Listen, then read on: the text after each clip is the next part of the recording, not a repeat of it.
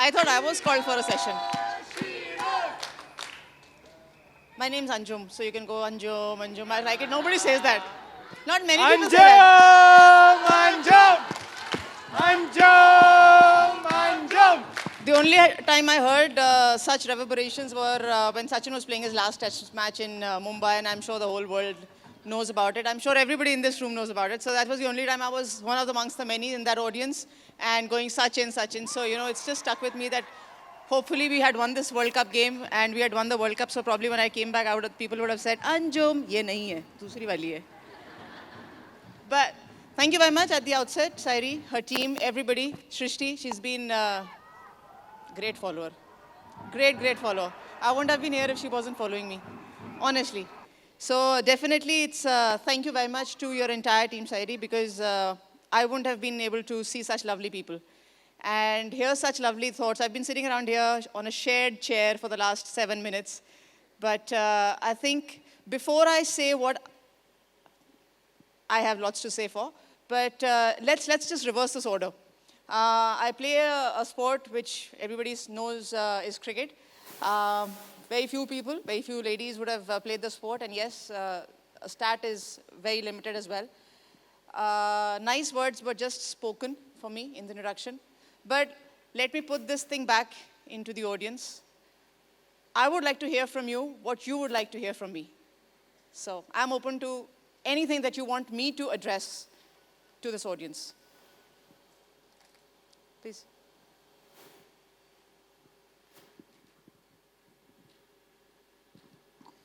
People perceive that cricket is majorly male dominant.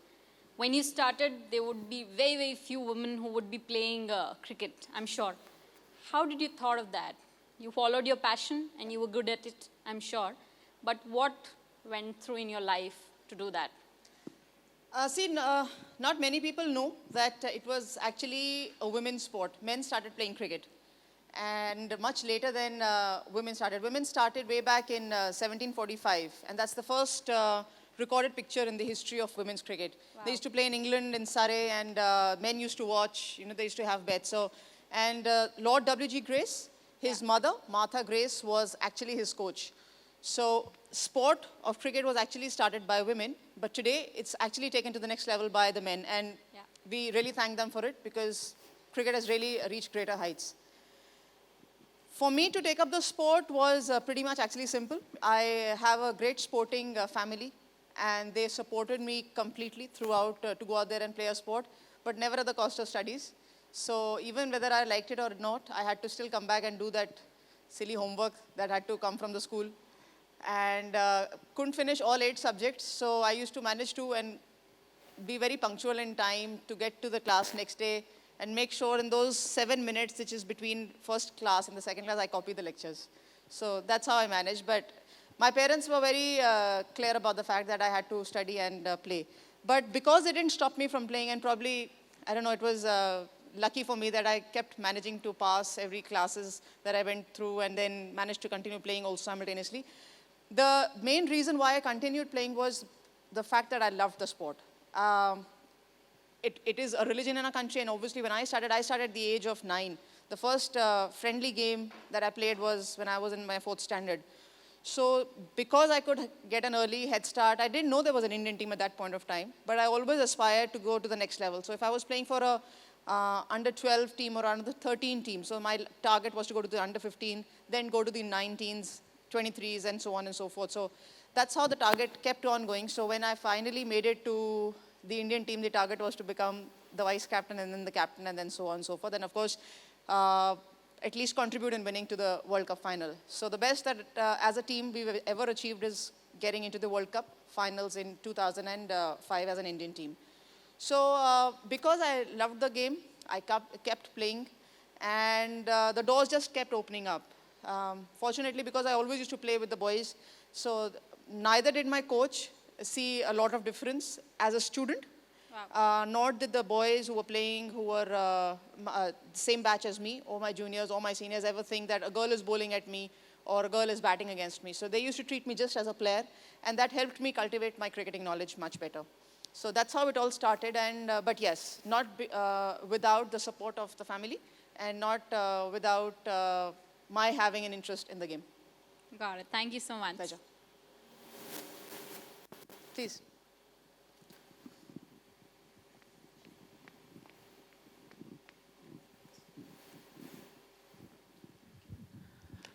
Anjum, who was your coach? The first coach was Mr. Hardeep Dua when I started playing the game. Then he took me to Mr. Tariq Sinha, the coach of Sonnet Cricket Club in Delhi, the one who's churned out the maximum number of first class and international cricketers from Delhi, that club. And then, of course, in the middle, I had a lady called Sunita Sharma. She's the only Dronacharya coach in the country for cricket. So I was under these three coaches all through my career, who helped me shape up my career, build my career up, and been very fortunate to be under these coaches. So they all were, you were also in Delhi and you got the coaching in Delhi only by... Very much in Delhi. I used to travel out as well. It's not that, like, especially when it rains in Delhi, then when I say that, I mean between July and September, it becomes a little difficult to practice consistently. But during this time, usually we travel to England and play cricket because the tours to England are there. So if that used to happen, I used to either travel into Mumbai to practice or some other city to practice because they used to have those indoor facilities. So I've traveled outside also, but if I say who's been my coach, then I would rather say these three people. Yeah, another question is, what is the right age for children to start? You started at 9. Children can start at 7, 8? Yes. 7 is the starting age. Usually when you get into an academy or any other place to learn, the first question they ask is how old is the child. So I think 7 and beyond they can start, and earlier the better. Budia started running even earlier. So earliest the better. Thank you. Hi, ma'am. Name's Anjum. Hello, Anjum. Hi. Ma'am. So my question is, do you think in today's time, especially in sports, sexist commentary and, trivializing women's capabilities to their looks has decreased in this era, or does it still exist? Am I not looking presentable? You are, ma'am. I thought I had to look presentable because I was coming to the summit. So I got my best iron jacket out as well. And I'm just happening to be speaking something nice. So I think... Just generally. Yeah, generally I think, look, the basic thing of television is that when anybody switches on a television, they don't switch it on for not seeking entertainment. Now, whether you're watching news or any entertainment channels or any GEC or anything you watch, you don't want to see a non-polished face there, and you don't want to see a not happy face there, right? The reason why I'm saying not is because, that's the impact that television creates. So even if you say that you are less groomed, or probably a word called shabby, it doesn't go with television. So you'll always find, the most immaculate of dresses on television, the most trendiest of things coming out, whether it's movies or live television, because grooming is important, and that's the way it goes. Because what people would like to see, they like to follow. And obviously for the channel, it's very important that you'll have both the things. So I don't think the looks have gone out. It just differs as to who's the person who's talking and who's the person and what genre are they addressing. So that really differs, and it depends on the person as well. Thank you, ma'am.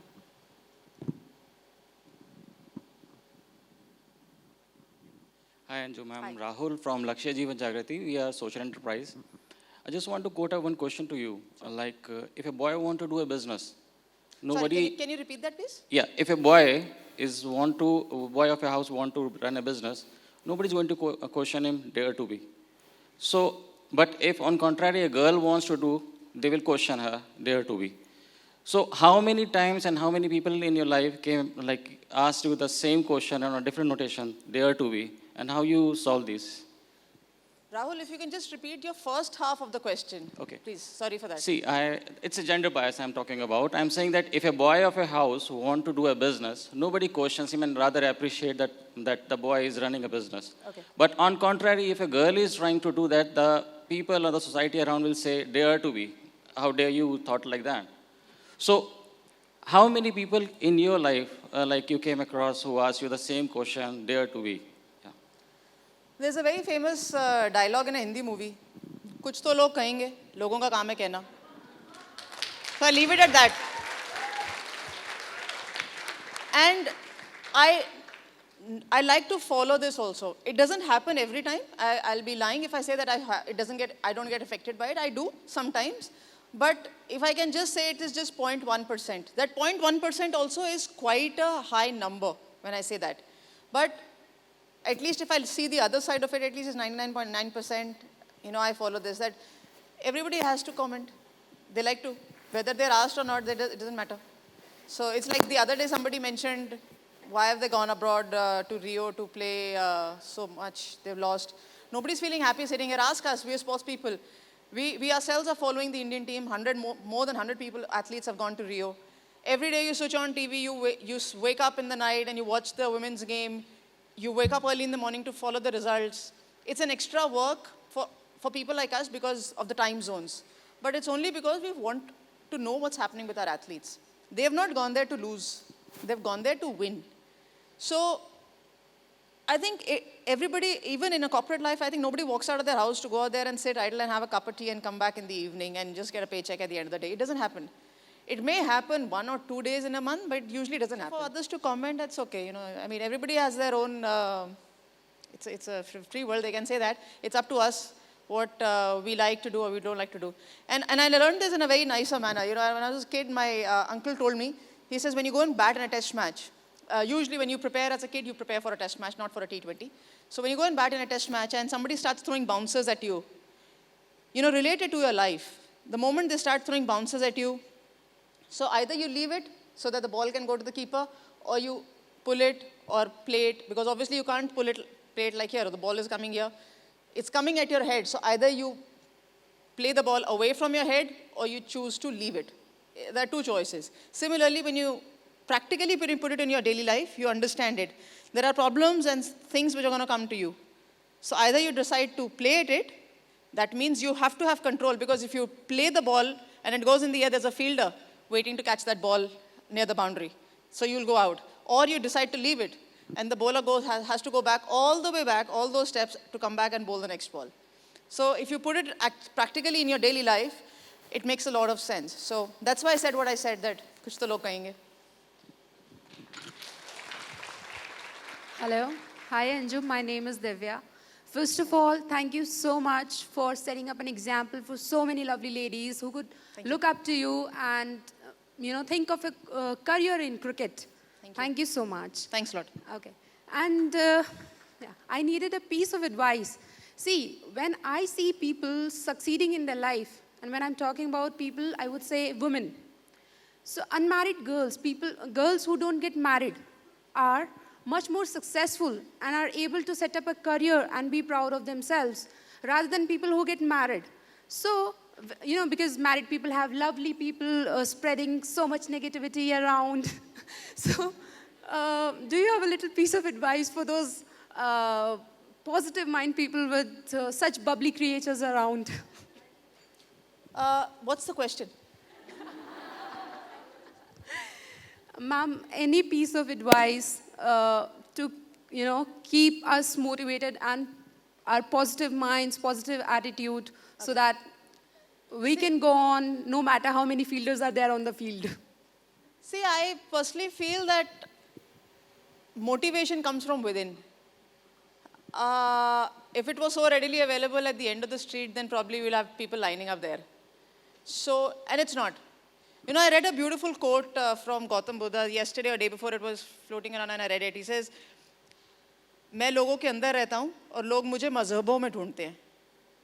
I'll repeat. मैं लोगों के अंदर रहता हूँ और लोग मुझे मजहबों में ढूंढते हैं.